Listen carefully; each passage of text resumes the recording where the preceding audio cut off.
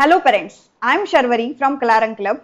Do you struggle with situations like how to communicate with our child or what language or word should we use so that our kids will listen to us without getting hurt?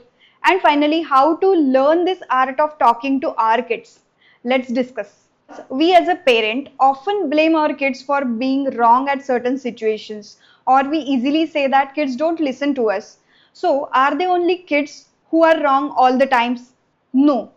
Many times parents can be wrong because we might lose our patience, or we don't know how to talk or react in that particular situation, or we might be stressed due to our workload, right?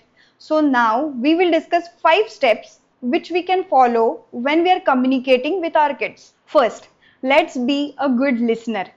Kids have so many questions in their mind because they are just curious about their world, right?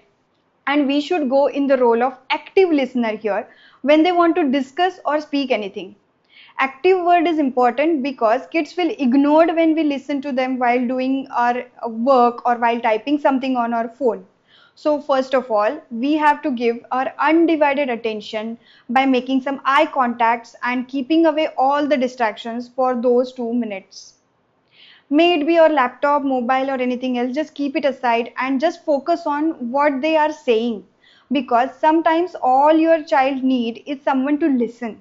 So by just listening to them, we are creating a safe space and trust in our child. Second, we will use positive language. When we use any negative words, sometimes kids show tantrums or they might not feel good about themselves. You might have experienced this, right? So we will speak kindly and positively with our child, focusing on what they do right and not wrong. Here we will try to avoid any criticism or negative labels also, because when we are a parent, child is one of the parts of our world, right? But for that child, parents are their whole world, because child is still exploring his world. So they believe what parent says. If we say you cannot do this activity or you are bad at this, they will trust you, and subconsciously they will start feeling, oh yes, I really cannot do this activity and I'm very bad at it. So even if they are bad at any activity, we should not lose our patience.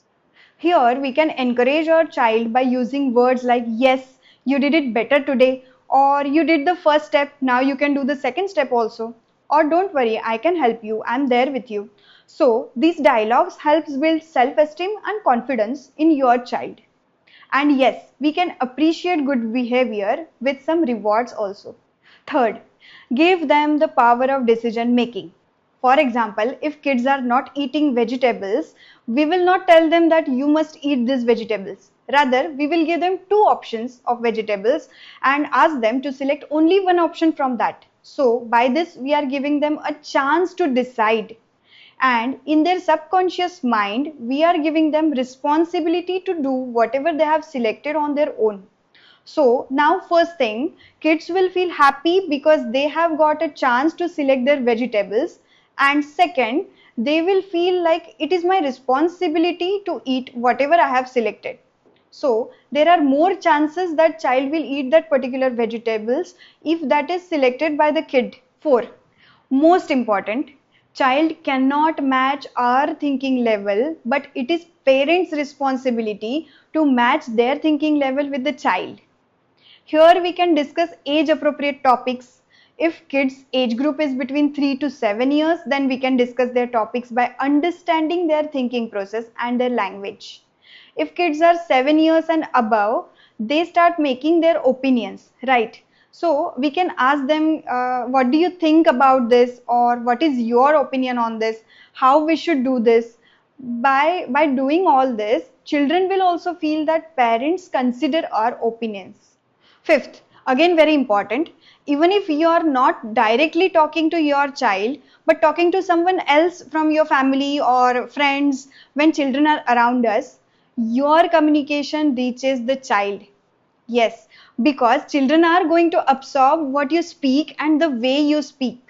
For them, you are a role model, right? So, these are just small steps, but we can make a big difference in parent-child bonding by just following these tips. And remember, patience is the key, because nothing can happen right now, but we can try to follow these little steps every day. That's it for today. Let me know in the comment box if you have any other questions about parenting, like child's particular behavior or any other topic related to this. We can make a separate video on that. So like and subscribe if you have not done already, because we are coming up with many other parenting and art related topics which will be helpful to you. So thank you for watching this video and see you in the next video. Bye bye.